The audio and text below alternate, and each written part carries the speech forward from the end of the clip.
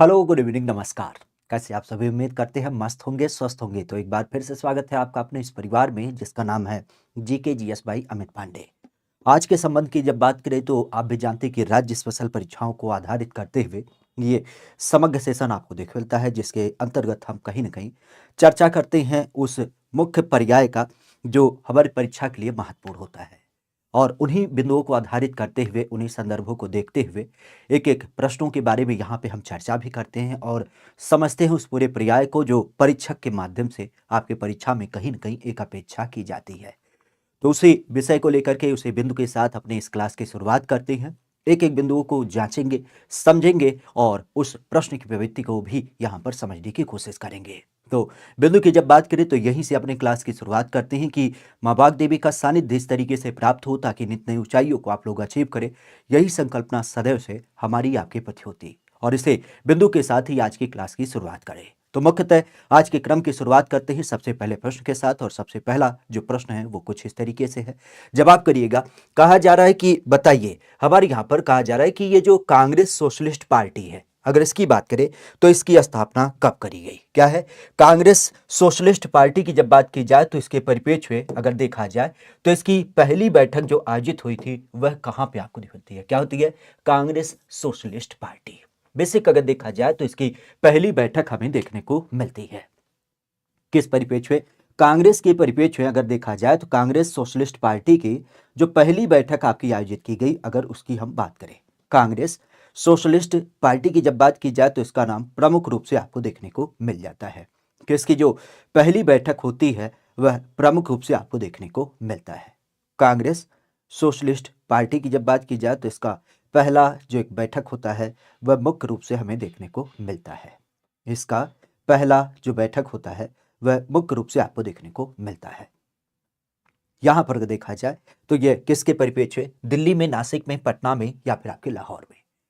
Actually आप भी जानते हैं कि हमारे यहाँ पर एक तो नाम आपने सुना होगा किसके बारे में, एक बड़ा प्रसिद्ध नाम है जिसको हम कहते हैं आईएनसी के रूप में। आईएनसी की जो संकल्पना है ये इंडियन नेशनल कांग्रेस के रूप में जानी जाती है। मुख्यतः अगर देखा जाए तो इसकी स्थापना कहाँ पे हुई थी? तो ये आपके कोलकाता में स्थापित हुआ था। किसके माध्यम से स्थापित किया गया था? तो आपने कई बार सुना होगा हमारे यहाँ पर ए ओ ह्यूम के बारे में। तो ए ओ ह्यूम एक अंग्रेजी अधिकारी था जिसके माध्यम से कोलकाता में इंडियन नेशनल कांग्रेस की स्थापना बड़े जोर शोर से तरीके से करी गई। कब किया गया था? 1985 के अंतर्गत, सॉरी 1885 में। 1885 की जब बात की जाए तो 1885 में क्या हुआ था? इसकी मुख्यतः स्थापना करी गई थी कोलकाता में एओ ह्यूम के द्वारा। लेकिन इसी परिपेक्ष की जब बात की जाए तो इसी बिंदु को जब हम आगे बढ़ाते हैं तो आप भी जानते हैं इसका पहला जो बैठक होता है वो कहाँ पे आयोजित हुआ था? तो पहली बैठक की जब बात की जाए तो आज जो इसका पहली बैठक आयोजित हुई थी वह मुख्य रूप से आप भी जानते हैं मुंबई में आयोजित हुआ था। और मुंबई की जब बात की जाए तो मुंबई में कौन पार्टिसिपेट था? तो आपने कई बार सुना होगा, खासा जब हम बात करते हैं गोकुल दास तेजपाल के बारे में। तो गोकुल दास तेजपाल के नाम से आपने यहाँ पे क्या सुना है? एक संस्कृत विद्यालय का नाम सुना है। तो एक संस्कृत विद्यालय जो गोकुल दास तेजपाल के नाम से देखने को मिलता है। कुल मिला के 72 लोग क्या करते हैं? यहाँ पे पार्टिसिपेट करते हैं। तो पहली जो बैठक होती है मुंबई के अंतर्गत, खास करके उसमें कुल 72 लोग क्या करते हैं? पार्टिसिपेट करते हैं। लेकिन हमारे यहां पर देखा जाए तो हमारे यहां पे ये जो इंडियन नेशनल कांग्रेस है उसके ही परिपेक्ष में इसी से मिलती जुलती क्या की गई? एक आपके सोशलिस्ट पार्टी की स्थापना की गई। तो उसे क्या नाम देते हैं? Indian national socialist Congress. ठीक है, तो इंडियन नेशनल सोशलिस्ट कांग्रेस की जब बात की जाए तो इसी पार्टी के अंतर्गत ही खास करके एक अलग से कह सकते हो कांग्रेस सोशलिस्ट पार्टी की बैठक आयोजित की गई। और इस बैठक की जब बात की जाए तो ये कहां पे आयोजित किया गया था? तो ये आपके पटना में आयोजित किया गया था। और मुख्य रूप से अगर देखा जाए तो 1934 में। कब? 1934 की जब बात की जाए तो 1934 में इसका शुद्ध रूप से क्या किया गया था? आयोजन पटना में किया गया था। तो खासा ध्यान रखिएगा कि इंडियन नेशनल कांग्रेस की जब बात की जाए तो उसकी संकल्पना कोलकाता से समित है। 1885 में स्थापित हुई, पहली बैठक आपके मुंबई में आयोजित हुआ। लेकिन इसके इतर एक इंडियन नेशनल सोशलिस्ट कांग्रेस की स्थापना की गई। सामाजिक कांग्रेस की जब बात की जाए तो इस परिप्रेक्ष्य में इसके अंतर्गत पहली जो बैठक हुई वह पटना में 1934 में आयोजित हुई थी। ठीक है, तो कांग्रेस का परिप्रेक्ष्य ध्यान रखिएगा। क्योंकि सोशलिस्ट पार्टी की बात करें तो एक नाम और ध्यान रखिएगा, हमारे यहाँ पर इसी से मिलता जुलता हिंदुस्तान रिपब्लिकन सोशलिस्ट एसोसिएशन की जब बात की जाए, जिसको हम किस रूप में जानते हैं, खास करके आपने सुना होगा इसके परिप्रेक्ष्य में इसकी जो स्थापना थी वो भगत सिंह के द्वारा करी गई थी। और भगत सिंह की जब बात की जाए तो कहां पे स्थापित हुआ था, तो आज का जो आपका नई दिल्ली का लोकेशन है, इसे नई दिल्ली में फिरोज शाह कोटला मैदान में। तो सोशलिस्ट शब्द को लेकर के ध्यान रखिएगा कि हमारे यहां पर हिंदुस्तान के नाम से हिंदुस्तान रिपब्लिकन सोशलिस्ट एसोसिएशन की भी स्थापना, और इसकी जब बात की जाए तो ये नई दिल्ली में देख मिलता है। तो दोनों को अलग अलग ध्यान रखिएगा। चलिए, कहा जा रहा है कि स्वराज मेरा जन्मसिद्ध अधिकार है और मैं इसे लेकर रहूंगा। यह वक्तव्य किससे संबंधित है? स्वराज मेरा जन्मसिद्ध अधिकार है, मैं इसे लेकर के रहूंगा। ये बिरसा मुंडा से संबंधित है, अनुग्रह नारायण सिंह से संबंधित है, सच्चिदानंद सिन्हा से संबंधित है, या फिर इनमें से कोई नहीं। आज इस बिंदु की बात की जाए तो इसको हम किस एक परिप्रेक्ष्य देख पाते हैं। स्वराज मेरा जन्मसिद्ध अधिकार है। और एक चीज और ध्यान रखिएगा कि अगर आप लोग इस चैनल पे पहली बार जुड़े हैं तो इस चैनल को भी लाइक शेयर सब्सक्राइब कर लीजिएगा, क्योंकि आपकी परीक्षाओं को ही आधारित करते हुए नए नए सेशन यहाँ पे आपको मुख्य रूप से देख मिलते हैं, और इनका संबंध हमारे परीक्षा के लिए काफी महत्वपूर्ण होता है। तो उन्हीं संदर्भों को लेकर के यहाँ पे बात की जा रही, किसको लेकर के कहा जा रहा है कि बताइए, स्वराज मेरा जन्मसिद्ध अधिकार है और यह मैं लेकर के रहूंगा। यह कथन अगर देखा जाए तो यह कथन किसके माध्यम से बोला गया था? तो मुख्य रूप से आप भी जानते हैं बिरसा मुंडा के माध्यम से तो बिल्कुल नहीं बोला गया था। बिरसा मुंडा को अगर हम बात करें तो बिरसा मुंडा को हम लोग जनजातियों का भगवान मानते हैं, इनको जनजातियों का भगवान माना जाता है। तो इनसे तो ऐसा कोई संदर्भ नहीं था। अनुग्रह नारायण सिंह की जब बात की जाए तो इनसे भी कोई संबंध नहीं है। सच्चिदानंद सिन्हा, इनके बारे में आपने कई बार सुना होगा, क्योंकि जब हम बात करते हैं किसके बारे में, संविधान सभा वगैरह को लेकर के, तो उस परिप्रेक्ष्य में इनका नाम पूरी तरीके से देखने को मिलता है। उसमें जो अलग अलग प्रकार की समिति वगैरह बनाई गई थी, और उसी परिप्रेक्ष्य में संविधान की जब बात की तो संविधान से संबंधित इनका नाम देख मिलता है। तो बच्चा कौन, यहाँ पे ध्यान रखिएगा, इनमें से कोई नहीं। अब आप कहेंगे इनमें से कोई नहीं, इसका मतलब किसके द्वारा बोला गया था? तो आपने कई बार सुना होगा हमारे यहाँ पर जब हम बात करते हैं किसके बारे में, तिलक के बारे में। खास करके अगर मुख्य नाम की बात की जाए तो आपने सुना होगा बाल गंगाधर तिलक। बाल गंगाधर तिलक की जब बात की जाए तो इनके ये क्या होते हैं, वक्तव्य होते हैं। तो बाल गंगाधर तिलक की जब बात की जाए तो इनका मानना क्या था कि स्वराज मेरा जन्मसिद्ध अधिकार है। क्या है? स्वराज मेरा जन्मसिद्ध अधिकार है और इसे मैं लेकर के रहूंगा। ये बाल गंगाधर तिलक के द्वारा बोला गया था। कहां पे? जब आपका लखनऊ अधिवेशन हुआ था। लखनऊ अधिवेशन, खास करके कांग्रेस के बारे में आपने सुना ही होगा। तो कांग्रेस का जो लखनऊ का अधिवेशन हुआ था, वहां पर इन्होंने क्या किया था, इस बात को बड़े जोर शोर से रखा था। तो लखनऊ का अधिवेशन कब आयोजित हुआ था? तो यह भी ध्यान रखिएगा, 1916 में। 1916 अधिवेशन को काफी हम नाम देते हैं, क्यों? क्योंकि आप भी जानते हैं यहाँ पे सबसे मुख्य काम जो हुआ इस कांग्रेस के माध्यम से, तो यहाँ पे पहली बात तो आपने सुना होगा लखनऊ पैक्ट के बारे में। क्या बोलते हैं? लखनऊ पैक्ट। लखनऊ पैक्ट का जो संबंध है वह किससे संबंधित है? तो आप भी जानते हैं यहाँ पर जो नरम दल होता है वह एक साथ आता है, और नरम दल के अलावा जो गरम दल था वह क्या होते हैं, एक साथ आते हैं। ये तो बात अलग होती है। लेकिन इस लखनऊ पैक्ट का जो मुख्य असर होता है वह क्या होती है? तो जो हमारी भारतीय राष्ट्रीय कांग्रेस थी, उस टाइम की जो भारतीय राष्ट्रीय कांग्रेस थी, अगर उसकी बात की जाए तो वह, और भारतीय राष्ट्रीय कांग्रेस के अलावा जब हम बात करते हैं मुस्लिम लीग, तो ये दोनों क्या हुए थे, एक साथ आए थे। क्योंकि दोनों में कह सकते हो कि थोड़ा सा मतभेद हो गया था। तो उस मतभेद को दूर करने के लिए लखनऊ पैक्ट आपका 1916 में आयोजित हुआ था। तो इस कारण से ध्यान रखिएगा, 1916 के लखनऊ पैक्ट की जब बात की जाए तो राष्ट्रीय कांग्रेस के परिप्रेक्ष्य और मुस्लिम लीग ये दोनों एक साथ आए थे। और यहीं पर ही आपने देखा होगा कि जो नरम दल हमारे यहाँ का था और जो गरम दल था वो भी एक साथ समग्र रूप से आए थे। बाकी अगर हम यहाँ पे बात की तो बाल गंगाधर तिलक के कोट को ध्यान रखिएगा, कई बार परीक्षा में पूछा गया है कि स्वराज मेरा जन्मसिद्ध अधिकार है, मैं इसे लेकर के रहूंगा। बिरसा मुंडा आप भी जानते हैं, उलगुलान बिदोर की जब बात की जाए तो जनजातियों के परिप्रेक्ष्य देख मिलता है। इनके एक तिथि को ध्यान रखिएगा, 15 नवंबर। ये किस लिए मनाया जाता है? तो ये आपने कई बार सुना होगा। हमारे यहाँ पर आज केंद्र सरकार के द्वारा इसको जनजाति गौरव दिवस के रूप में आयोजित की जाती है। ठीक है, तो इसको खासा ध्यान रखिएगा। कुछ नारे आपने सुना होगा, जैसे दिल्ली चलो। आज दिल्ली चलो की जब बात की जाए तो ये किससे संबंधित है? तो दिल्ली चलो आपने कई बार सुना होगा। ये नारा जो संबंधित है वो हमारे यहाँ पर किसके माध्यम से? तो सुभाष चंद्र बोस के द्वारा। ठीक है, सुभाष चंद्र बोस की जब बात की जाए तो बोस के द्वारा दिल्ली चलो, और साथ ही साथ एक नारा और दिया गया था कि तुम मुझे खून दो। क्या करो? तुम मुझे खून दो, मैं तुम्हें क्या करूंगा? आजादी दूंगा। तो ये भी संकल्पना इन्हीं के माध्यम से। आपने कई बार सुना होगा करो या मरो। करो या मरो की जब बात की जाए तो ये किसका है? तो ये महात्मा गांधी का संबंधित होता है। और यहीं पर इन्हीं से समझ ध्यान रखिएगा, अंग्रेजों भारत छोड़ो। अंग्रेजों भारत छोड़ो, ये भी किससे संबंधित है? ये भी आपके महात्मा गांधी का ही वक्तव्य होता है। ठीक है, तो अलग अलग लोगों के द्वारा अलग अलग प्रकार के आपके नारे दिए गए हैं, तो इसको भी ध्यान रखिएगा, जो परीक्षा में कई बार पूछे गए हैं। कहा जा रहा है कि असहयोग आंदोलन आरंभ किया गया। बेसिक रूप से अगर देखा जाए तो असहयोग आंदोलन हमारे यहां पर चालू किया जाता है। आज असहयोग आंदोलन की जब बात की जाए तो यह प्रमुख रूप से आपको देखने को मिलता है। किस रूप में? असहयोग आंदोलन। असहयोग आंदोलन की जब बात की जाए तो यह मुख्य रूप से आपको देखने को मिल जाता है। कब? 1920 में, 1930 में, 1917 में, या फिर आपके 1921 के अंतर्गत असहयोग आंदोलन। सबसे पहली बात तो ये ध्यान रखिएगा, असहयोग आंदोलन की शुरुआत किसके द्वारा की गई थी? तो ये जो शुरुआत हुई थी वो महात्मा गांधी के द्वारा किया गया था। ठीक है, महात्मा गांधी की जब बात की जाए तो महात्मा गांधी के द्वारा इसकी शुरुआत मुख्य रूप से करी गई थी। किस परिप्रेक्ष्य में किया गया था?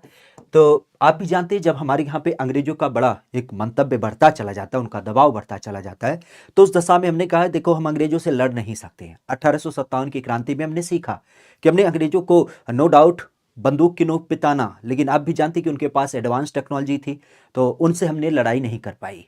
और बाद में आपने देखा कि किस तरीके से उनका शासन प्रशासन हमारे ऊपर इतना प्रभावी होता चला गया कि फिर अब हम उनका विरोध भी नहीं कर सकते। तो हमारा ये मानना था क्यों ना हम उनकी संस्थाओं में प्रवेश करें, उनके साथ मिल बैठ करके बात करें, और फिर क्या हो, हम उनको यहाँ से भगाने की चेष्टा नहीं बल्कि उनको सहमति से क्या करें, वापस करें, विरोध जता करके। तो उसी परिप्रेक्ष्य में असहयोग आंदोलन हमारे यहाँ पर गांधी जी की अगुवाई में शुरू किया जाता है, जिसका शुद्ध मंतव्य था कि हमें क्या करना है? अहिंसा साथ में रखना है, मतलब किसी प्रकार का कोई हिंसा नहीं करना है, और शुद्ध रूप से हमें अंग्रेजों का क्या करना है? सहयोग नहीं करना है, सहयोग ही नहीं करना है। सीन क्या होता है? सहयोग ही नहीं करेंगे तो फिर वो अपने आप में एक तरीके से हारा हुआ महसूस करेंगे। हम अपना काम खुद से करेंगे, उनका हम कोई सहयोग नहीं लेंगे। हमने क्या किया था? हमारे यहाँ के जो मुगल सत्ता के कई सारे राजा थे, जब अंग्रेज इनके यहाँ पे आए दरबारों में, तो उनको क्या किया? किसी को गाड़ी दी, किसी को सोने की वो दे दिया, सिक्का दे दिया, किसी को कोई नई प्रकार की चीज दे दी। राजा साहब खुश हो गए, उन्होंने कहा अरे तुम तो बहुत अच्छे हो, तुम हमारे दरबार में आ जाओ, तुम यहाँ पे सेना रख लो, तुम हमारा इस काम में सहयोग कर दो। शुरुआती दिन तो यहीं से निकले थे कि हमने उनको बुलाया और अपने घर की बातों को बताना चालू कर दिया। जब वो हमारी कमजोरी समझे तो फिर हमारे ऊपर क्या करें? दबाव बना करके शासन सत्ता स्थापित कर लिए। तो उसी बिंदु को यहाँ कहा गया कि हम उनका सहयोग ही नहीं करेंगे, अलग थलग करने की कोशिश करेंगे। अब इस परिपेक्ष की जब बात की जाए तो असहयोग आंदोलन उसी के अंतर्गत चालू किया गया कि हमें उनका सहयोग ही नहीं करना है, उनका विरोध करना है, अपना काम खुद से निकालना है। तो इस परिपेक्ष इसकी जब बात की जाए तो ये कब चालू किया गया? तो यह आपको 1 अगस्त को देख मिलता है। 1 अगस्त सन 1920 की जब बात की जाए तो उस टाइम पे इसको चालू किया गया महात्मा गांधी के द्वारा। लेकिन आप भी जानते हैं ये आंदोलन बहुत अच्छा चल रहा था। अलग अलग देश के परिप्रेक्ष्य इसको विरोध के परिप्रेक्ष्य कह सकते हो कि अंग्रेजों ने इसको एक्सेप्ट भी किया और हम लोग भी इसे बढ़ावा दे रहे थे। लेकिन एक घटना आपने कई बार सुनी होगी, खासा चौरी चौरा कांड के बारे में। तो चौरी चौरा की जब बात की जाए तो चौरी चौरा जो एक संदर्भ होता है, आपने कई बार सुना होगा, चौरी चौरा जन आक्रोश। तो चौरी चौरा जन आक्रोश की जब बात की जाए तो इस कारण से क्या होता है, आपने सुना भी होगा कि गांधी जी, चूंकि गांधी जी का मानना था अहिंसा, लेकिन यहां पे क्या होती है? बड़ी मात्रा में हिंसा होती है। तो इसी कारण से क्या होता है, अब इस घटना के परिप्रेक्ष्य में खास करके यह आंदोलन जो चौरी चौरा आपका जन आक्रोश होता है 5 फरवरी 1922 को, उस कारण से क्या होता है, इस आंदोलन को 12 फरवरी को वापस ले लिया जाता है। तो 12 फरवरी सन 1922 की जब बात की जाए तो उस टाइम पे गांधी जी के द्वारा ही क्या किया गया, आप कह सकते हो कि समाप्त घोषित कर दिया गया था, समाप्त घोषित कर दिया गया था। चौरी चौरा बेसिकली है कहाँ पे, तो आपने गोरखपुर जिले के बारे में सुना होगा, तो गोरखपुर का नाम ध्यान रखिएगा। आज गोरखपुर के जिले में चौरी चौरा नाम का एक स्थल पड़ता है, जहां पे कुछ लोगों ने जो अंग्रेजों का विरोध कर रहे थे, उसी परिप्रेक्ष्य में क्या होता है, कुछ बेसिकली मूलभूत कह सकते हो कि सुविधाओं को लेकर के यहाँ पे विरोध चल रहा था कि राजस्व वगैरह के परिप्रेक्ष्य में, लेकिन अंग्रेजों ने उनकी बात ना मान करके बल्कि उनके ऊपर गोलीबारी कर दी। एक व्यक्ति भगवान यादव की डेथ भी हो गई और उसी कारण से लोग गुस्सा गए, तो इन लोगों को क्या किया, पूरी तरीके से खदेड़ना चालू किया। अब पुलिस वाले अपनी जान बचा रहे थे, तो भागते भागते पहुंच गए कहां पे, अपने थाने में।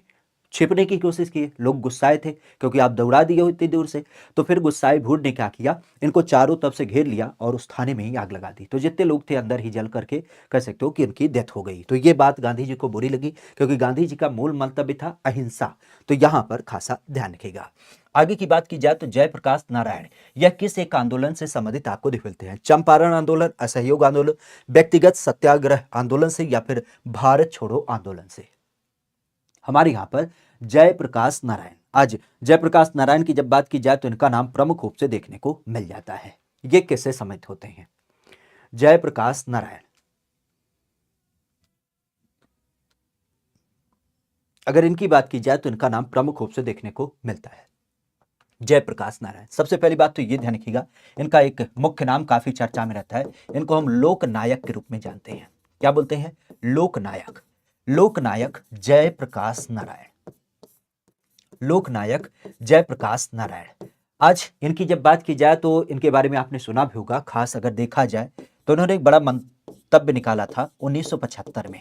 1975 में जब हमारे यहाँ पे कह सकते हो कि बड़े स्तर पे आपातकाल वगैरह की संरचना थी, तो उस दशा में इन्होंने क्या कहा था, इंदिरा गांधी के खिलाफ संपूर्ण क्रांति का भी नारा दिया था। ठीक है, संपूर्ण क्रांति की जब बात की जाए तो संपूर्ण क्रांति का जो एक नारा दिया था वह 1975 में इनके द्वारा दिया गया था। मुख्यतः अगर देखा जाए तो इनका जो संबंध आपको दिख मिलता है, अभी हमने देखा कि असहयोग आंदोलन से संबंधित कौन थे, तो यहाँ पे महात्मा गांधी का संबंध आता है। महात्मा गांधी की जब बात की जाए तो महात्मा गांधी का संबंध आपको दिख मिलता है। इवन आपने चंपारण आंदोलन के बारे में सुना होगा। चंपारण जहां पे नील विद्रोह का नाम देख मिलता है, तो इस नील विद्रोह की जब बात की जाए तो नील विद्रोह से भी आपके क्या हो जाते हैं, डायरेक्टली और इनडायरेक्टली आपके महात्मा गांधी ही शामिल होते हैं, क्योंकि पहला आंदोलन उनका यही होता है। व्यक्तिगत सत्याग्रह हमने कल ही देखा था। विनोबा भावे की जब बात की जाए तो उनके माध्यम से ये आपका शुरू किया गया था। आप कह सकते हो कि खास करके जब हम तेलंगाना लोकेशन की बात करते हैं तो तेलंगाना में विनोबा भावे के द्वारा क्या किया गया, पहले चरण में इसकी शुरुआत की गई। हालांकि जवाहरलाल नेहरू ने भी क्या किया था, इसको बाद में शुरू किया था। ठीक है, तो व्यक्तिगत सत्याग्रह जिस तरीके से महात्मा गांधी बड़े स्तर पर सत्याग्रह, तो इन लोगों ने इंडिविजुअल इसको चालू किया। तो बचा कौन? बचा आपका भारत छोड़ो आंदोलन। एक्चुअली भारत छोड़ो आंदोलन की जब बात की जाए तो मुख्य रूप से इसकी जो शुरुआत थी वो आप भी जानते हैं 1942 में हुआ। कहां से? मुंबई से। आज मुंबई की जब बात की जाए तो 1942 में, खासा आप भी जानते हैं 9 अगस्त को इसकी शुरुआत की गई। और मुख्य रूप से चूंकि अगस्त में हुआ था तो इसी कारण से हम इसे क्या नाम देते हैं, कई बार अगस्त क्रांति के रूप में भी जानते हैं। कहां से शुरू हुआ था? तो आपने सुना होगा मुंबई में एक जगह पड़ता है ग्वालिया टैंक मैदान। तो ग्वालिया टैंक मैदान की जब बात की जाए तो वहां से इसकी शुरुआत हुई थी। तो कई बार हम इसको अगस्त क्रांति मैदान या फिर ग्वालिया टैंक मैदान भी कह देते हैं। मुख्यतः यहाँ पे जो बिंदु था वो ये था कि महात्मा गांधी ने आह्वान किया था। क्या आह्वान किया था? पहली बात तो अंग्रेजों भारत छोड़ो, अंग्रेजों भारत छोड़ो, यह यहां से बिंदु के रूप में शुरू हुआ। और भारत छोड़ो के अलावा अगर देखा जाए तो हमारे भारतीयों के लिए क्या कहा, करो या मरो। हम बार बार कहते हैं कि महात्मा गांधी हमेशा अहिंसा के पुजारी थे, पहली बार उन्होंने मारने तक की बात कर दी। तो ये खासा ध्यान रखिएगा, महात्मा गांधी के द्वारा 1942 का आंदोलन। अब महात्मा गांधी ने इस आंदोलन को क्या किया, बड़े स्तर पर चालू किया। लेकिन आप भी जानते हैं कि जैसे ही इस आंदोलन की शुरुआत हुई, बड़े बड़े नेताओं को पकड़ पकड़ कर जेल में डालने लगे। तो इसी परिप्रेक्ष्य में जब हम जयप्रकाश नारायण की बात करें तो इनको भी पकड़ लिया, और इनकी जब बात की जाए तो इनको भी पकड़ करके जेल में डाल दिया। तो जेल में तो डाल दिया, अच्छी बात रही, लेकिन खासा ध्यान रखिएगा, ये जेल से भाग गए थे।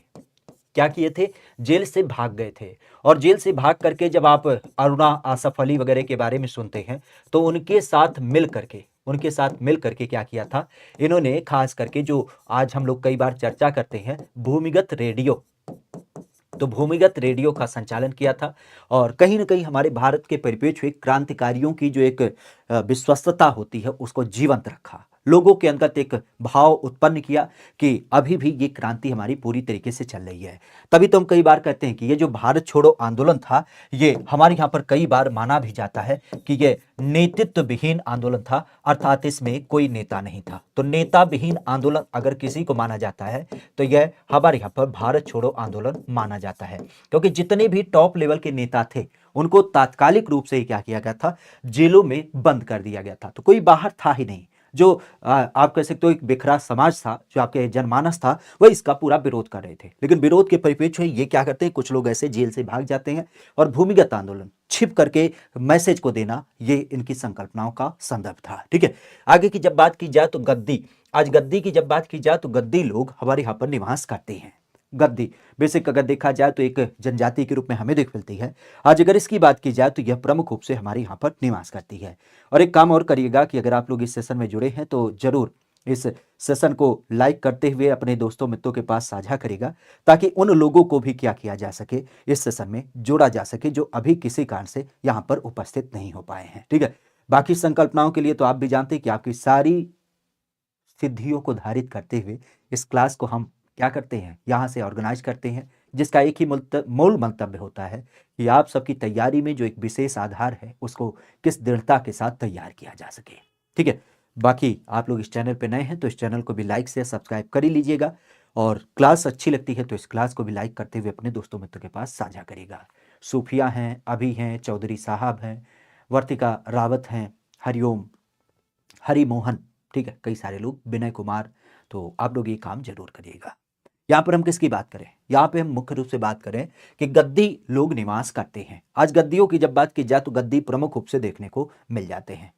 गद्दी बेसिक अगर देखा जाए तो गद्दी का संदर्भ हमें प्रमुख रूप से देखने को मिल जाती है। गद्दी, गद्दी सबसे पहली बात तो ये ध्यान रखिएगा, ये क्या है, ये एक जनजाति है। इनकी जब बात की जाए तो यह एक जनजाति है।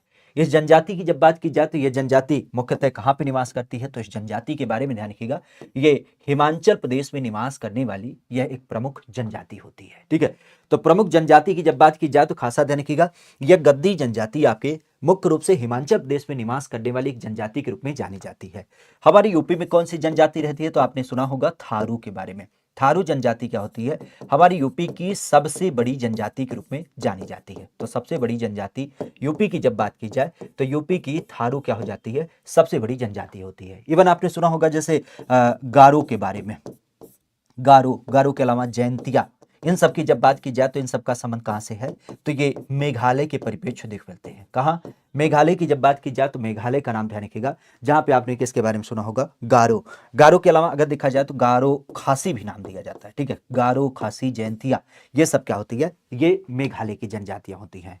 इवन इसी परिप्रेक्ष्य अगर देखा जाए तो हमारे यहाँ पर एक राज्य और ध्यान रखिएगा, किसके बारे में, पंजाब, क्योंकि पंजाब की जब बात की जाए तो पंजाब में कोई भी जनजाति नहीं पाई जाती है। ये भी ध्यान रखिएगा, कोई भी जनजाति जो है वो आपके पंजाब में नहीं पाई जाती है। और एक चीज और ध्यान रखिएगा, हमारे यहाँ पर अत्यधिक मात्रा में जो जनजाति पाई जाती है वो यूपी में पाई जाती है, सबसे ज्यादा जनजाति। लेकिन अगर देखा जाए जब तो जनजातियों के परिप्रेक्ष्य अभी हमने बताया था जनजातियों के भगवान, तो जनजातियों के भगवान का नाम किससे समित होता है, तो आपने कई बार सुना होगा बिरसा मुंडा के बारे में। बिरसा मुंडा जो है वह जनजातियों के भगवान है, और इसीलिए खासा ध्यान रखिएगा, हम लोग क्या करते हैं, इनकी जो तिथि होती है 15 नवंबर, इसको हम क्या बनाते हैं, आपके जनजातियों का ही गौरव दिवस के रूप में आयोजित करते हैं। तो जनजाति गौरव दिवस की जब बात की जाए तो जनजाति गौरव दिवस 15 नवंबर को आयोजित किया जाता है। बेसिक अगर देखा जाए तो अभी आपने सुना होगा छत्तीसगढ़ की जब बात की जाए तो छत्तीसगढ़ में एक नाम आपने सुना होगा राउरकेला, जहां पे क्या किया गया, एक अभी इन्हीं के सम्मान में देश का सबसे बड़ा हॉकी स्टेडियम भी आपका बनाया गया है। वैसे नामों की बात की जाए तो एक नाम और ध्यान रखिएगा, आपने सुना होगा अर्जुन मुंडा के बारे में।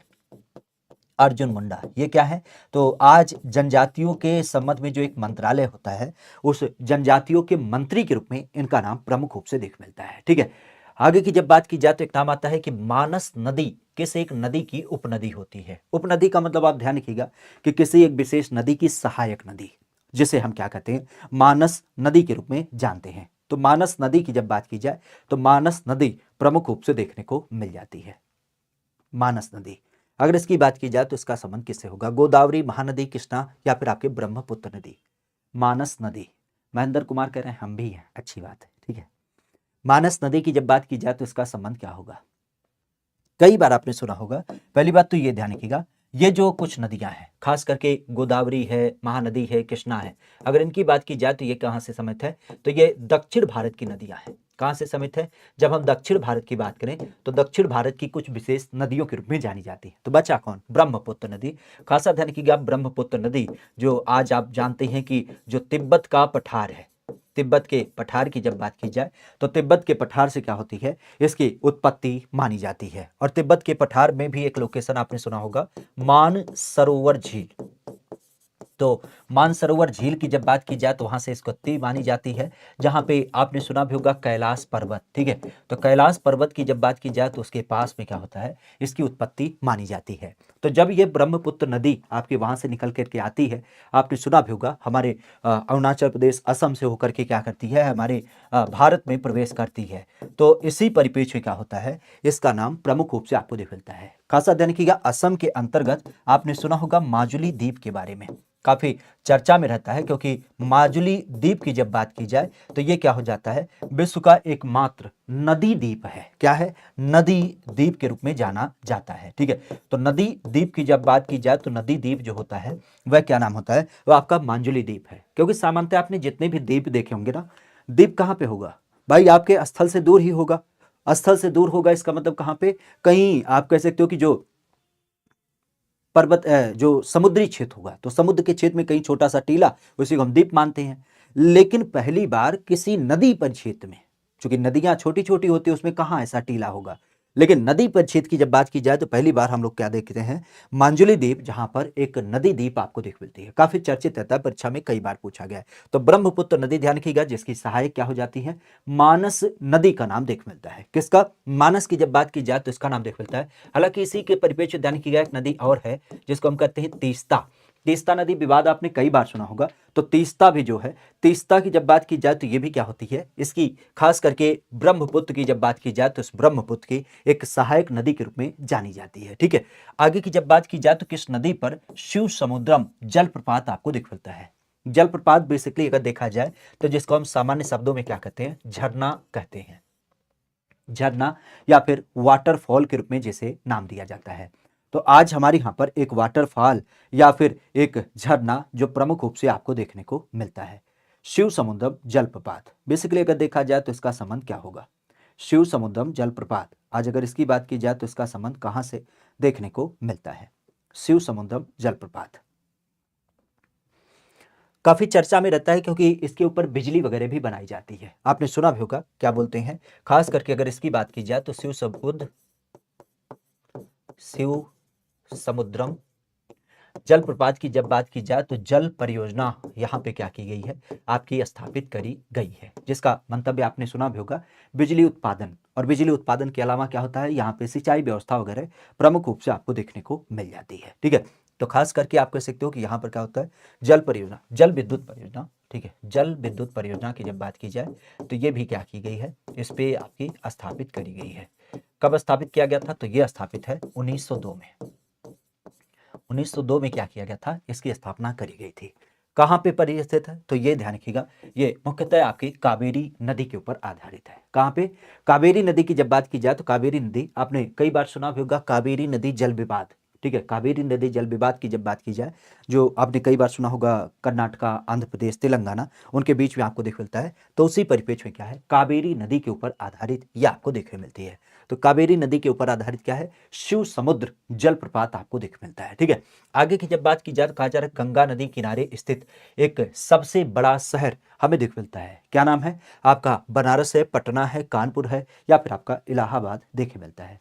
कौन सा एक ऐसा शहर है जो क्या है, पूर्णतः आप कह सकते हो कि गंगा नदी के किनारे स्थित है। और इस तरीके से आप कह सकते हो कि यह क्या हो जाता है, ये काफी बड़ा शहर आपको देखने को मिल जाता है। काफी बड़ा शहर यह आपको देखने को मिल जाता है। बेसिक अगर देखा जाए तो ये बनारस का, पटना का, कानपुर का, या फिर आपका इलाहाबाद का। तो अब इस नाम की जब बात की जाए तो इसका परिपेक्ष क्या होगा। पहली बात तो ये ध्यान रखिएगा, इलाहाबाद जो है ये गंगा नदी के किनारे स्थित है और इसको क्या कहते हैं, हम संगम नगरी के रूप में जानते हैं। संगम नगरी में आप भी जानते हैं गंगा भी है, गंगा के अलावा यमुना भी है, और यमुना के अलावा सरस्वती भी है। ये 3 नदियां प्रमुख रूप से मिलती हैं। और कई बार आपने सुना होगा इस संगम नगरी में खास करके अगर देखा जाए तो यहाँ पे क्या होता है, यहाँ पे कुंभ मेला भी लगता है। कब लगता है? आपके 12 वर्ष के अंतराल पे, 12 वर्ष अंतराल पे क्या होता है, यहाँ पे कुंभ मेला लगता है। हालांकि हर वर्ष की जब बात की जाए तो हर वर्ष क्या होता है, यहाँ पे आपको माघ मेला दिख मिलता है। ठीक है, तो माघ मेला की जब बात की जाए तो ये भी आपको दिख मिलता है। खासा बनारस की जब बात की जाए तो ये भी आपके गंगा नदी के किनारे स्थित है। लेकिन इसके अलावा अगर देखा जाए तो इसके बारे में ध्यान रखिएगा, यहाँ पे आपको वरुणा नदी का भी नाम देख मिलता है और साथ ही साथ अस्सी नदी का भी नाम देख मिलता है। तभी तो इसको क्या नाम देते हैं, इसको वरुणा प्लस अस्सी अर्थात वाराणसी के रूप में जानते हैं। तो ये 2 नदियां भी यहाँ पे आपको देख मिलती हैं। आज बनारस को हम लोग क्या नाम देते हैं, बनारस को हम लोग खास करके मोक्ष नगरी के रूप में नाम देते हैं। मोक्ष नगरी, मोक्ष नगरी के अलावा अगर देखा जाए तो इसको हम अपने प्रदेश की क्या बोलते हैं, आध्यात्मिक नगरी के रूप में भी जानते हैं। आध्यात्मिक नगरी के अलावा अगर देखा जाए तो इसको हम क्या बोलते हैं अपने यहाँ पे, खास करके शिव नगरी भी नाम देते हैं। और शिव नगरी के अलावा देखा जाए तो इतिहास में आपने कई बार सुना होगा सबसे प्राचीन नगरी के रूप में नाम दिया जाता है। नामों की जब बात की जाए तो इसको हम लोग मंदिरों के नगरी के रूप में भी जानते हैं और मंदिरों की नगरी के अलावा इसको हम घाटों की नगरी भी कहते हैं। क्या कहते हैं, इसको घाटों की नगरी भी कहा जाता है, क्योंकि कई सारे घाट जो है वह आपको बेसिकली इसके किनारे देखने को मिल जाते हैं। ठीक है, तो घाटों की नगरी की जब बात की जाए तो घाटों की नगरी भी यहाँ पे आपको देखने को मिल जाती है।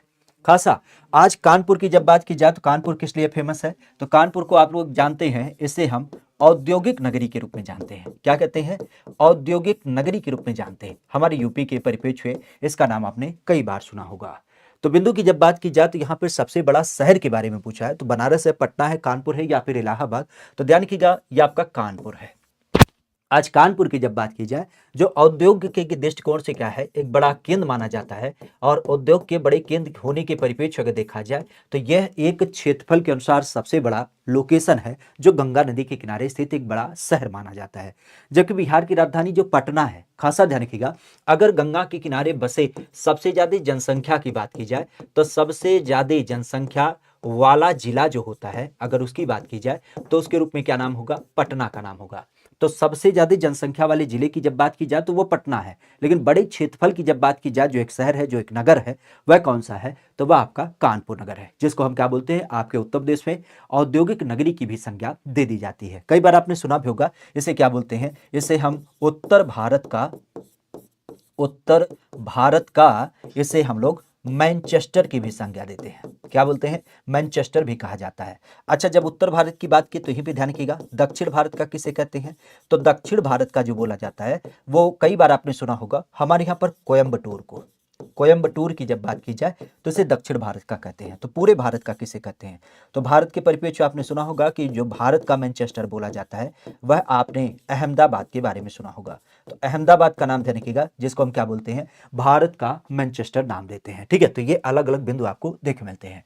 कहा जा रहा है निम्न नदियों में से सबसे अधिक जो पथ परिवर्तन करने वाली एक नदी होती है उसका नाम क्या है, सोन नदी, गंडक नदी, कोसी नदी या फिर आपके गंगा नदी। ठीक है, बाकी आप लोग अगर इस सेशन में जुड़े हैं तो इस सेशन को लाइक शेयर सब्सक्राइब जरूर करिएगा। जैसा आप देख पा रहे हैं, चौधरी साहब हैं, वर्तिका रावत हैं, सूफिया हैं, हरि मोहन, विनय कुमार, महेंद्र कुमार, ठीक है, कई सारे लोग, लेंस ऑफ लर्न, अच्छा नमस्कार है गुरु, ठीक है, अच्छी बात है।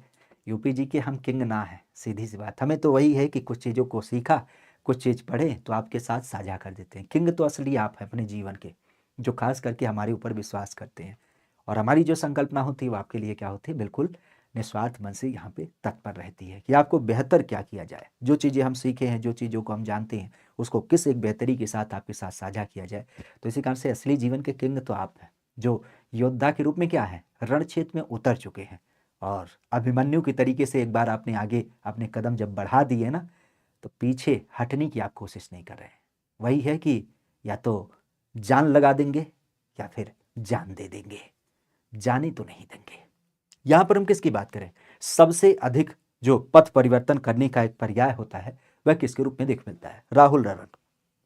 सबसे अधिक जो एक पथ परिवर्तन करने वाली नदी होती है उसका नाम हमें देखने को मिलता है। सबसे अधिक पथ परिवर्तन करने की जब बात की जाए तो इसका नाम प्रमुख रूप से आपको देखने को मिल जाता है। सबसे अधिक पथ परिवर्तन की जब बात की जाए तो इसका नाम प्रमुख रूप से देखने को मिल जाता है। पथ परिवर्तन बेसिक अगर देखा जाए तो इसका संबंध क्या होगा? तो पथ परिवर्तन के लिए आप भी जानते हैं कि आज हमारी यूपी की जब बात की जाए तो हमारी यूपी में कई सारे नाम फेमस है। अब इस बिंदु की जब बात की जाए तो यहाँ पे क्या संबंध होगा? तो यहाँ पे खुश रूप से ध्यान रखिएगा, जो मुख्य संकल्पना होती है वो आपके कोसी नदी के रूप में जानी जाती है। और कोसी नदी के बारे में आपने सुना भी होगा कि ये बिहार के परिप्रेक्ष्य आपको मिलती है, लेकिन बिहार के परिप्रेक्ष्य की जब बात की जाए तो बिहार में ये जब चलती है ना तो कई बार मार्ग परिवर्तन करती है। और इसी मार्ग परिवर्तन करने के कारण क्या होता है, पूरे क्षेत्र में जल भराव हो जाता है। और जल भराव होने की दशा में क्या होता है, बिहार में पूरी तरीके से बाढ़ आ जाता है। तो कई कार से आपने सुना भी होगा, इसे हम लोग क्या कहते हैं, बिहार के परिप्रेक्ष्य बिहार का शोक भी नाम देते हैं। क्या कहते हैं? बिहार का शोक भी इसे नाम दिया जाता है। मुख्यतः आपने सुना होगा ये नदी जो है वो गंगा की सहायक नदी भी है। क्या है? आज गंगा की जब बात की जाए तो गंगा की यह सहायक नदी के रूप में भी जानी जाती है। तो खासा ध्यान रखिएगा कि बिहार में अत्यधिक मात्रा में मार्ग परिवर्तन करने के कारण इसको हम बिहार में देख पाते हैं कि यह बाढ़ क्रिएट कराती है और जिस कारण से बिहार का शोक भी इसे माना जाता है। मुख्यतः गंगा की एक प्रमुख सहायक के रूप में जानी जाती है। बाकी सोन नदी की जब बात की जाए तो ये मध्य प्रदेश में आपने सुना होगा, जो अमरकंटक की पहाड़ी है, अमरकंटक पहाड़ी, वहां से इसका क्या होता है, उद्गम देखने को मिल जाता है। और गंडक नदी की जब बात की जाए तो गंडक नदी के परिपेश को आपने सुना होगा, ये नेपाल से निकलती है। नेपाल में खासा आपने सुना होगा, जब ये पहाड़ी भागों पे निकलती है तो उसको नाम दिया जाता है शालिग्रामी। ठीक है, शालिग्रामी के नाम से इसका उत्पन्न होता है। बाकी आगे चल करके इसका एक और नाम हो जाता है नारायणी। ठीक है, तो नारायणी की जब बात की जाए तो नारायणी इसका नाम आगे हो जाता है। और फिर अगर देखा जाए तो फिर आगे बढ़ता चला जाता है और आगे बढ़ने की दशा में क्या करता है, सीधे शब्दों में आप कह सकते हो कि ये आगे बढ़ते बढ़ते कहां पहुंचता है, आपके भारत में प्रवेश करता है। और जैसे ही भारत में प्रवेश करता है उस दशा में इसका नाम क्या होता है, गंडक इसका नाम हो जाता है। आज गंडक की जब बात की जाए तो फिर ये क्या करता है, ये कह सकते हो कि आपकी चली जाती है कहां पर, आपके बिहार की राजधानी पटना। तो पटना में ये क्या करती है, मिल जाती है किससे, खास करके गंगा से। तो इस तरीके से कह सकते हो कि ये गंगा की क्या हो जाती है, एक सहायक नदी के रूप में भी देख मिलता है। ठीक है, तो गंगा के सहायक की जब बात की जाए तो इसका नाम प्रमुख रूप से देखने को मिल जाता है। किसके? गंगा के सहायक की जब बात की जाए तो गंगा के सहायक के रूप में भी इसका नाम प्रमुख रूप से देखने को मिल जाता है। तो इस चीज को खासा ध्यान रखिएगा। गंगा के सहायक की जब बात की जाए तो गंगा के सहायक के रूप में भी इसका नाम प्रमुखता से देखने को मिल जाता है। ठीक है, गंगा के सहायक की जब बात की जाए तो इसका भी नाम प्रमुख रूप से आपको देखने को मिल जाता है। ठीक है, किसके रूप में, जब हम बात करते हैं आपके गंडक नदी। और गंगा के बारे में तो आप भी जानते हैं, गंगा के परिप्रेक्ष्य में ये कहाँ से निकलती है, तो ये गोमुख नाम के ग्लेशियर से गोमुख नाम के स्थल से, खास आपने कई बार सुना होगा गंगोत्री ग्लेशियर। तो गंगोत्री ग्लेशियर की जब बात की जाए तो गंगोत्री ग्लेशियर से क्या होता है, इसका उत्पन्न आपको देखने को मिल जाता है। ठीक है, आज यूपी की जब बात की जाए, इवन भारत की बात की जाए तो भारत की सबसे लंबी नदी मानी जाती है।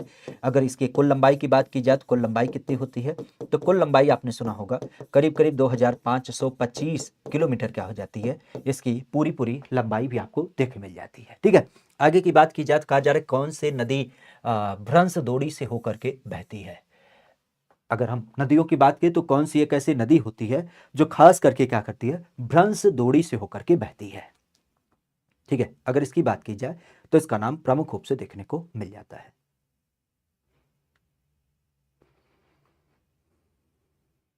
इसकी जब बात की जाए तो इसका नाम प्रमुख रूप से देख मिलता है। कौन सी नदी भ्रंश धोड़ी से होकर के बहती है?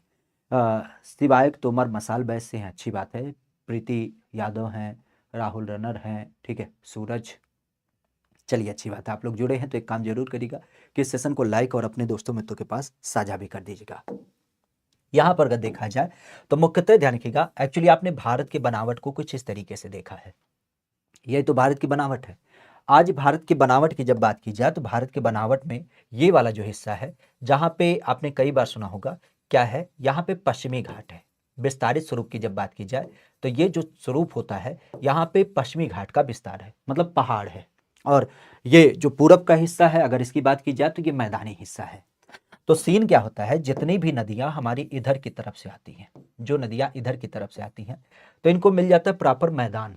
तो मैदान में ये बिल्कुल बालू को बिछा देती हैं और बालू के बिछाने के परिप्रेक्ष्य आप सीधे शब्दों में कह सकते हो कि ये बंगाल की खाड़ी में जाती है।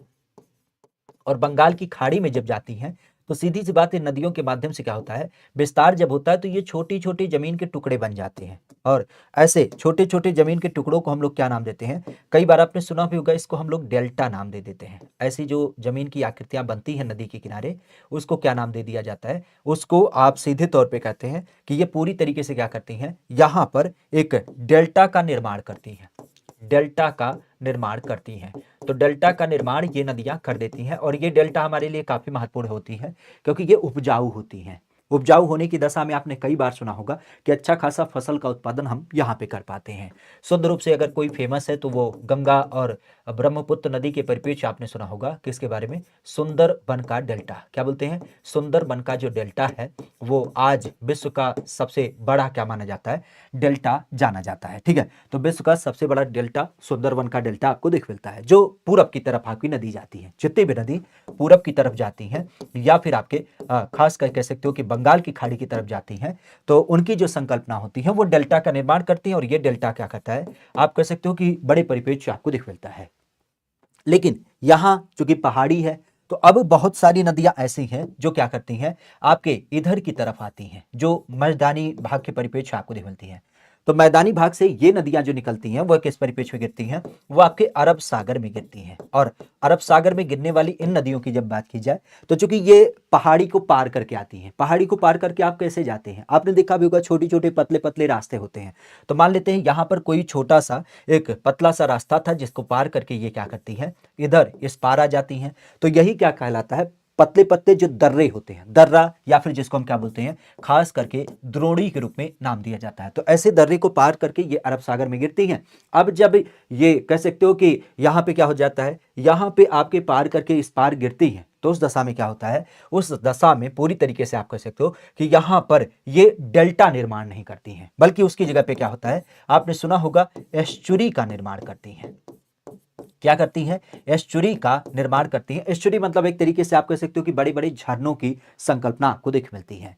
यहां पर ये पूरी तरीके से क्या करती हैं, डेल्टा का निर्माण ना करके पूरी तरीके से आप कह सकते हो कि ये क्या करती हैं, एस्चुरी का निर्माण कर देती हैं। एस्चुरी की जब बात की जाए तो एस्चुरी का निर्माण करती हैं। अब इस परिप्रेक्ष्य में जो नदी आती है उसका नाम क्या होता है, तो कई बार आपने सुना होगा जैसे नर्मदा नदी है, नर्मदा। नर्मदा के अलावा अगर देखा जाए तो आपने ताप्ती नदी के बारे में सुना होगा। ठीक है, तो नर्मदा नदी हो गई, ताप्ती नदी हो गई, इनका नाम प्रमुख रूप से। और इसी परिप्रेक्ष्य में नर्मदा नदी की जब बात की जाए तो यह देख मिलता है। कहां से इसका उद्गम माना जाता है, तो आपने सुना होगा आपके अमरकंटक पहाड़ी की जब बात की जाए तो अमरकंटक पहाड़ी जो खास करके कहां से समित है, तो यह आज आपको दिख मिलता है मध्य प्रदेश के अंतर्गत, जिसके परिप्रेक्ष्य आपने सुना होगा जबलपुर लोकेशन की जब बात की जाए तो जबलपुर लोकेशन में यह क्या करती है, धुआंधार जलप्रपात का भी निर्माण करती है। ठीक है, धुआंधार जलप्रपात की जब बात की जाए तो इसका भी निर्माण इसके माध्यम से आपको दिख मिलता है। तो खासा आप कह सकते हो कि जितनी भी नदियां आपके पश्चिम की तरफ गिरती हैं, क्या हो जाती हैं, जितनी भी नदियां आपके पश्चिम की तरफ गिरती हैं, तो पश्चिम की तरफ चूंकि आप भी जानते हैं यहां पर कोई बालू जैसा मैदान है नहीं, तो उस दशा में क्या करती हैं, ये पतले पतले दर्रे से होकर के गुजरती हैं। तो ये डेल्टा की जगह पर एस्चुरी का निर्माण करती हैं। और इन्हीं नदियों के परिप्रेक्ष्य में आप कह सकते हो नर्मदा हो गई, ताप्ती हो गई, इन सब का नाम प्रमुख रूप से आपको देखने को मिल जाता है। ठीक है, जो खास इधर की तरफ आती हैं। आगे की बात की जा रही है कि ये जो सोन है, नर्मदा है और महानदी, अगर इनकी बात की जाए तो ये कहां से निकलती है। सोन नदी की बात हो हमारे यहाँ पर, या आप कह सकते हो महानदी की बात हो, या ऐसे नदियों की जब बात की जाए तो इसका नाम प्रमुख रूप से आपको देखने को मिलता है। ऐसी कुछ नदियों की जब बात की जाए जो हमारी यूपी की परिप्रेक्ष्य आपको दिख मिलती हैं। और एक काम और करिएगा, अगर आप लोग इस सेशन में नए जुड़े होंगे, ठीक है, तो एक काम जरूर करिएगा कि इस सेशन को लाइक और अपने दोस्तों मित्रों के पास साझा भी करेगा, ताकि उन लोगों को भी क्या किया जा सके, इस सेशन के माध्यम से जोड़ा जा सके और उस पर्याय तक उन्हें पहुंचाया जा सके, जो अपने आप में काफी महत्वपूर्ण होता है। और एक काम और ध्यान रखिएगा, खासा इस चैनल पे नए हैं तो इस चैनल को भी लाइक शेयर सब्सक्राइब कर लीजिएगा, क्योंकि आप भी जानते हैं अब इस परिवार की संकल्पना अपने आप में बड़ी होती जा रही है, जिम्मेदारियां बढ़ती जा रही हैं। आप भी जानते हैं कि अब आपका परिवार, हमें लगता है कि आज शाम तक संभव है कि आपके परिवार में 10,000 सदस्य आपको देख मिले, तो 10,000 सदस्य बनने की संकल्पना को भी आप लोग पूरा करिएगा। बाकी अगर चैनल पे नए हैं तो इस चैनल को भी लाइक शेयर जरूर करिएगा। ठीक है, चलिए यहाँ पर हम किसकी बात करें, आपके सोन, नर्मदा और महानदी, अगर इसकी बात की जाए तो ये प्रमुख रूप से हमें देख मिलती हैं। तो आज सोन नदी की बात हो या फिर नर्मदा नदी की बात हो, महानदी की बात हो, तो ये कहां से निकलती हैं, किस परिपेक्ष में? अगर इनकी बात की जाए तो इनका नाम प्रमुख रूप से। तो सीधे शब्दों में आप कह सकते हो, अभी हमने बताया कि ये जितनी भी नदियां हैं, अगर इनकी बात की जाए तो ये कहां से निकलती हैं? यही जो अमरकंटक का पहाड़ी है, अमरकंटक पहाड़ी की जब बात की जाए तो अमरकंटक के पहाड़ी के परिप्रेक्ष्य क्या होता है? अभी हमने बताया कि इसके बारे में, ये नदी खास नर्मदा नदी, नर्मदा नदी की जब बात की जाए तो नर्मदा नदी का जो संबंध है वह प्रमुख रूप से आपको यहाँ पर देख मिलता है। और इसी लोकेशन की जब बात की जाए, चूंकि ये बड़ा एक लोकेशन होता है, तो इसी बड़े लोकेशन की जब बात की जाए तो अमरकंटक की पहाड़ी से ही अलग अलग संदर्भ आपको मिलते हैं। नर्मदा का नाम ध्यान रखिएगा क्योंकि ये सबसे प्रमुख नदी मानी जाती है। और जैसा कि हमने बताया कि धुआंधार जलप्रपात, धुआंधार जलप्रपात की जब बात की जाए तो धुआंधार जलप्रपात जो है वह खासा आपको इसी परिप्रेक्ष्य में मिलता है। ये पड़ता है आपके मध्य प्रदेश में एक जिला है जिसका नाम है जबलपुर। तो जबलपुर की जब बात की जाए तो जबलपुर से इसका नाम प्रमुख रूप से आपको देखने को मिल जाता है। ठीक है, तो इसका नाम प्रमुख रूप से ध्यान रखिएगा। ठीक है, अगर इसकी बात की जाए तो इसका नाम प्रमुख रूप से देखने को मिल जाता है। क्लियर? नर्मदा, सोन और महानदी, बेसिकली अगर देखा जाए तो इसका संबंध। अच्छा, कोई पूछ ले अमरकंटक जो पहाड़ी है ये किसका हिस्सा है, तो ये ध्यान रखिएगा, ये आपने कई बार सुना होगा विंध्याचल पहाड़ी। तो आप कह सकते हो कि ये विंध्यन विंध्यन श्रेणी की जो पहाड़ियां होती हैं, उन्हीं विंध्यन श्रेणी के पहाड़ियों में क्या होता है, एक विशेष करके चोटी के रूप में जाना जाता है। तो विंध्यन पहाड़ी की जब बात की जाए तो विंध्यन पहाड़ी के अंतर्गत खास करके अमरकंटक श्रृंखला जो है उससे क्या होता है, इसका उद्गम आपको देखने को मिल जाता है। ठीक है, तो इसका नाम ध्यान रखिएगा। बाकी महानदी की जब बात की जाए तो महानदी आपने सुना होगा, एक छोटी सी पहाड़ी है जिसको नाम देते हैं सिहावा पहाड़ी। सिहावा पहाड़ी की जब बात की जाए तो इससे इसका उद्गम माना जाता है। जो लोकेशन है धरवती के परिप्रेक्ष्य, धरवती नाम का लोकेशन है, वहां पर सिहावा पहाड़ी है, उससे इसका उद्गम माना जाता है। ठीक है, आगे की जब बात की जाए तो कहा जा रहा है कि महाराष्ट्र और कर्नाटक, अगर इसकी बात की जाए तो यहाँ पर जो पश्चिमी घाट है उसे हम किस एक नाम से जानते हैं? नीलगिरी के रूप में, सह्याद्री के रूप में, दक्कन के पठार के रूप में, या फिर इनमें से कोई नहीं? किस एक परिप्रेक्ष्य में इसका नाम देखने को मिल जाता है? हम अपने यहाँ पे अगर देखा जाए तो हमारे यहाँ पर इसका नाम प्रमुख रूप से देखने को मिल जाता है, खास किसके बारे में? पश्चिमी घाट। तो अभी हमने बताया कि हमारे भारत की जब बात की जाए तो भारत की अवस्थिति में खास क्या है, आपका पश्चिमी घाट का विस्तार है। पश्चिमी घाट कुछ इस तरीके से यहाँ पर आपका विस्तारित है। तो इसी पश्चिमी घाट की जब बात की जाए तो इसी पश्चिमी घाट का जो विस्तार है, ये पूरी तरीके से अगर देखा जाए तो इसकी जो कुल लंबाई है, आज अगर इसकी कुल लंबाई की बात करें तो इसकी कुल लंबाई तो लगभग यहाँ से लेकर के यहाँ तक का जो विस्तार है, अगर उसको देखा जाए तो ये करीब करीब 1600 किलोमीटर है। छोटी सी लंबाई ना लेकर के है, 1600 किलोमीटर तक इसका पूरा पूरा विस्तार है। ठीक है, कहाँ से? 1600 किलोमीटर। कहाँ से कहाँ तक विस्तारित है? तो ये आपके इसकी शुरुआत होती है महाराष्ट्र से, और महाराष्ट्र से लेकर के अंतिम जो बिंदु है आपके कन्याकुमारी, तो कन्याकुमारी तक क्या होता है, इसका पूरा पूरा विस्तार होता है। केरल के कन्याकुमारी तक की बात की जाए तो उस परिप्रेक्ष्य में इसका पूरा पूरा विस्तार होता है। अब इसी की बात चल रही है तो महाराष्ट्र और कन्याकुमारी तक इसका पूरा पूरा विस्तार है, तो इसे नाम के रूप में दिया जाता है। कहाँ से लेकर के? महाराष्ट्र से लेकर के कर्नाटका तक। तो इसे जो नाम दिया जाता है, आपने कई बार सुना होगा, खास करके हमारे यहाँ पर इसे नाम दिया जाता है सह्याद्री। क्या बोल जाता है? सह्याद्री के रूप में जाना जाता है। नीलगिरी किसे कहते हैं? तो नीलगिरी आपने सुना होगा कि यहाँ पर क्या सीन होता है कि ये जो पश्चिमी घाट है, पश्चिमी घाट में एक और पहाड़ी होती है जिसको हम पूर्वी घाट के रूप में जानते हैं। बहुत बड़ी पहाड़ी तो नहीं है, छोटी सी पहाड़ी है, लेकिन ये दोनों पहाड़ियां यहाँ पे मिलती हैं। तो इस मिलन बिंदु को हम लोग क्या बोलते हैं? अपने यहाँ पे नीलगिरी के रूप में जानते हैं। तो नीलगिरी की जो संकल्पना है, नीलगिरी पहाड़ी की जब बात की जाए तो ये क्या होती है, जहां पर ये पूर्वी पूर्वी पहाड़ी, और जहां पे ये खास करके ये जो पश्चिमी पहाड़ी है, क्या बोलते हैं, खास करके जिसको हम पश्चिमी घाट के रूप में जानते हैं। तो पश्चिमी घाट और जो पूर्वी घाट है, ये जब आपके मिलते हैं तो उस लोकेशन को हम क्या नाम देते हैं? उसे हम नीलगिरी के रूप में जानते हैं। लेकिन अगर हम बात करें पूर्वी पहाड़ी और पश्चिमी घाट, तो पश्चिमी घाट का जो संदर्भ है आपके महाराष्ट्र से कर्नाटका तक, उसे हम क्या नाम देते हैं? उसको हम सह्याद्री के रूप में जानते हैं। करीब करीब 1600 किलोमीटर की क्या हो जाती है, इसकी ऊंचाई आपको देख, मतलब 1600 किलोमीटर तक का इसका पूरा पूरा विस्तार भी होता है। हाँ बिल्कुल, पश्चिमी घाट एक हमारे यहाँ पर हॉट स्पॉट जोन के रूप में भी चिन्हित है। ठीक है, कहा जा रहा है कि भारत का एक जो सर्वोच्चतम शिखर है उसे हम किस रूप में नाम देते हैं? भारत का जो आज सर्वोच्चतम शिखर है उसे हम किस नाम से जानते हैं? सर्वोच्चतम शिखर की जब बात की जाए तो इसका नाम प्रमुख रूप से देखने को मिल जाता है। क्या नाम होता है? आपके माउंट एवरेस्ट के रूप में, कंचनजंगा के रूप में, गॉडविन ऑस्टिन के रूप में, या फिर आपके नंगा पर्वत के रूप में? क्या एक नाम प्रमुख रूप से आपका देखने को मिल जाता है? हमारे यहाँ पर खासा अगर इस बिंदु की बात की जाए तो इस बिंदु को हम किस एक नाम से देख पाते हैं? इस परिपेक्ष में इसका नाम प्रमुख रूप से माउंट एवरेस्ट, कंचनजंगा, गार्डविन आस्टेन या फिर आपका नंगा पर्वत। खास अगर देखा जाए तो इसका नाम प्रमुख रूप से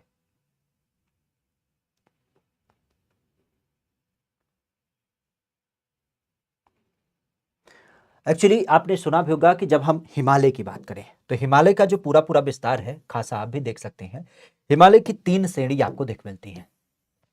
हिमालय की क्या होती है, आपको 3 श्रेणी देख मिलती है। मुख्यतः अगर देखा जाए तो ये पूरा पूरा हिमालय होता है, लेकिन पूरे हिमालय की जब बात की जाए तो आपने एक बिंदु सुना होगा जिसको हम क्या बोलते हैं, अपने यहाँ पे खास करके उत्तरी हिमालय का नाम देते हैं, जो शुद्ध रूप से कहाँ पे विस्तारित है, जो शुद्ध रूप से आप कह सकते हो कि जो चाइना का लोकेशन है उसके अंदर देख मिलता है, चाइना इसके साथ है और कुछ हिस्सा नेपाल में पड़ता है। फिर आपने सुना होगा कई बार हमारे यहाँ पे सामान्य बोलचाल में, जिसे हम क्या बोलते हैं, अपने यहाँ पे इसे मध्य हिमालय का नाम देते हैं, ठीक है। तो मध्य हिमालय का नाम प्रमुख रूप से, और मध्य हिमालय के बाद अगर देखा जाए तो आपने कई बार नाम सुना होगा किसके बारे में, खासा हमारे सबसे दक्षिणतम बिंदु के रूप में, जिसको हम क्या बोलते हैं, शिवालिक श्रेणी के रूप में नाम देते हैं, शिवालिक श्रेणी के रूप में नाम देते हैं। तो इसी हिमालय के अंतर्गत जो अलग अलग प्रकार की आप कह सकते हो कि बड़ी बड़ी चोटियां होती हैं, अगर उन बड़ी बड़ी चोटियों की बात की जाए तो बड़ी बड़ी चोटियों को खासा ध्यान रखिएगा, हमारे यहाँ पर क्या होती है, ऐसी बड़ी बड़ी चोटियों को, ऐसी बड़ी बड़ी चोटियों को क्या किया जाता है, हमारे यहाँ पे खास आप कह सकते हो कि विस्तारित देखने को मिलता है। इनके अलग अलग श्रृंखलाओं का नाम यहाँ पे आपको देख मिलता है, और ऐसे नामों की जब बात की जाए तो ऐसे नामों को हम शुद्ध नाम से देख पाते हैं। क्या नाम दे पाते हैं, सर्वोच्च शिखर के रूप में। तो सर्वोच्च शिखर जो होता है माउंट एवरेस्ट होता है, कंचनजंगा होता है, या फिर यहीं पे गार्डविन आस्टेन होता है, या फिर आपका नंगा पर्वत होता है। तो मुख्यतः से ध्यान रखिएगा, यहाँ पे भारत के बारे में पूछा है। अगर आपसे कोई कहता है कि विश्व का क्या होगा, तो विश्व का तो आप भी जानते हैं, विश्व की जो सर्वोच्चतम होती है, विश्व की सर्वोच्चतम होती है आपके माउंट एवरेस्ट, जो मध्य हिमालय के अंतर्गत आपका विस्तारित है। कुल मिला के अगर देखा जाए तो आज वर्तमान में आपने 8,848 मीटर, हालांकि अब तो इसकी ऊंचाई बढ़ चुकी है, 8,850 मीटर भी इसे नाम दिया जाता है। ये क्या हो जाती है, ये इसकी ऊंचाई होती है, मीटर नहीं फीट है, ठीक है। ये क्या हो जाती है, फीट होती है। ये क्या हो जाती है, इसकी आपकी वर्तमान ऊंचाई देखने मिलती है। लेकिन वर्तमान की अगर बात की जाए तो वर्तमान के परिप्रेक्ष्य में आप कह सकते हो कि यहाँ पर क्या हो जाता है, यहाँ पर एक श्रृंखला आपको दिख मिलती है जिसको हम कहते हैं कंचनजंगा, ठीक है। कंचनजंगा ये मीटर ही है, ठीक है। कंचनजंगा की जब बात की जाए तो कंचनजंगा क्या होता है, आज कंचनजंगा की जब बात की जाए तो ये भारत का सबसे ऊंचा है, ठीक है। खासा ध्यान रखिएगा, भारत की जब बात की जाए तो भारत का जो सबसे ऊंचा है, तो भारत का सबसे ऊंचा आपको कंचनजंगा देखने को मिल जाता है। आज लोकेशन के परिपेक्ष की जब बात की जाए तो कहाँ पे विस्तार है, तो आपने सिक्किम का नाम सुना है, सिक्किम। सिक्किम की जब बात की जाए, जो भूटान के साथ एक छोटा सा लोकेशन आपने देखा होगा, जब आप नेपाल के साथ श्रृंखला को देखते हैं ना, तो यहाँ बीच में आपने एक छोटा सा बिंदु देखा होगा, पश्चिम बंगाल के साथ जब हमारी सीमा साझा होती है, तो ऐसा कुछ उठाव है, ठीक है। और इसके बाद क्या होता है, आपका अरुणाचल प्रदेश का विस्तार है। तो यही लोकेशन में खास आप कह सकते हो यहाँ पर एक बिंदु के रूप में, यहाँ पर क्या है, इसकी अवस्थिति आपको दिख मिलती है। तो सिक्किम नाम का जो अवस्थिति का लोकेशन है, अगर उसकी बात की जाए तो उसका नाम ध्यान रखिएगा, यह सिक्किम में पड़ती है, भारत की सबसे ऊंची चोटी के रूप में नाम दिया जाता है। क्या बोलते हैं, भारत की सबसे ऊंची चोटी के रूप में नाम दिया जाता है, ठीक है। माफी चाहते हैं, कंचनजंगा ना गार्डविन आस्टेन होगा, ठीक है, माफी चाहते हैं। ये भारत की सबसे ऊंची की बात करें तो ये गार्डविन आस्टेन हो जाता है, और इसको हम क्या नाम देते हैं, इसको हम K2 श्रेणी के रूप में भी जानते हैं। क्या बोलते हैं, K2 श्रेणी के रूप में भी जानते हैं, ठीक है। खासा आपने सुना भी होगा, इसकी जो कुल लंबाई है वो आज 8,611 मीटर के रूप में दिख मिलता है। कितना, 8,611 मीटर की जब बात की जाए तो इसका नाम प्रमुख रूप से देखने को मिल जाता है। तो ये क्या होती है, ये हमारे यहाँ की सबसे ऊंची चोटी के रूप में जानी जाती है। सबसे ऊंची चोटी की जब बात की जाए तो इसका नाम प्रमुख रूप से देखने को मिल जाता है, जो मध्य हिमालय के अंतर्गत पड़ता है। और मध्य हिमालय को एक नाम और हमारे यहाँ पर दिया जाता है, उसे भी ध्यान रखिएगा, क्या कहते हैं उसको, कारकोरम श्रेणी के रूप में जाना जाता है। कारकोरम श्रृंखला की जब बात की जाए तो कारकोरम श्रृंखला के रूप में इसे नाम दिया जाता है, और इसी कारकोरम श्रृंखला के अंतर्गत ही ये क्या है, यहाँ पे आपका अवस्थित है, ठीक है। तो K2 या जिसको हम गार्डविन आस्टेन के रूप में जानते हैं, ये क्या हो जाता है, यह आज हमारे भारत का सबसे ऊंचा होता है, 8,611 मीटर इसकी पूरी पूरी ऊंचाई हो जाती है, ठीक है। आगे की जब बात की जाए तो एक नाम है कि रेंगुर मृदा हमारे यहाँ पर सबसे ज्यादा है। क्या है, रेंगुर मृदा की जब बात की जाए तो ये आज हमारे यहाँ पर सबसे ज्यादा देख मिलती है, महाराष्ट्र में, तमिलनाडु में, आंध्र प्रदेश में या फिर आपके झारखंड में। अब एक काम करिएगा, इसका जवाब आप लोग विस्तारित स्वरूप में क्या करिएगा, कमेंट करके बताइएगा। इसका जवाब आप लोग कमेंट करके बताएगा। बाकी अब आज के सेशन को यहीं पर हम विराम देते हैं। पुनः आपकी 6 बजे हमारी मुलाकात होगी, खास करके यूपीजी के वाले सेशन में। कोई संदेह होता है, कोई विषय बिंदु होता है तो उसे भी बताने की पूरी कोशिश करेगा। हमारा स्वतः से मानना है कि एक विस्तारित स्वरूप में अध्ययन कहीं ना कहीं आपके लिए एक परिपक्वता विस्तारित करता है, और इसी के क्रम में हम क्या करते हैं, एक एक बिंदुओं को आपके साथ साझा करते रहते हैं। ठीक है, तो एक अच्छा खासा प्रैक्टिस सेशन आपको यहाँ पर हम देखने को पाते हैं। नो डाउट हम बार बार कहते हैं कि हमारे क्लास में क्वेश्चन की संख्या बहुत कम होती है, लेकिन फिर भी एक तसल्ली के साथ हर एक बिंदु को समझने का पर्याय जो होता है वो बड़ा मंतव्य के आधार पर कह सकते हो कि अच्छा लगता है। ठीक है, तो अब आज के बिंदु को यही समाप्त करते हैं। 6 बजे आपके यूपीजी के वाली क्लास में पुनः मुलाकात होगी। ध्यान रखिएगा, रात के 9 बजे भी आपकी यूपीजी की होती है, तो उसमें भी आप पूरी तरीके से जुड़ सकते हैं। ठीक है, आज के सेशन को, आज की श्रृंखला को यहीं तक रखते हैं। मिलते हैं फिर अपने अगले सेशन में, तब तक के लिए thank you, all the best, bye bye.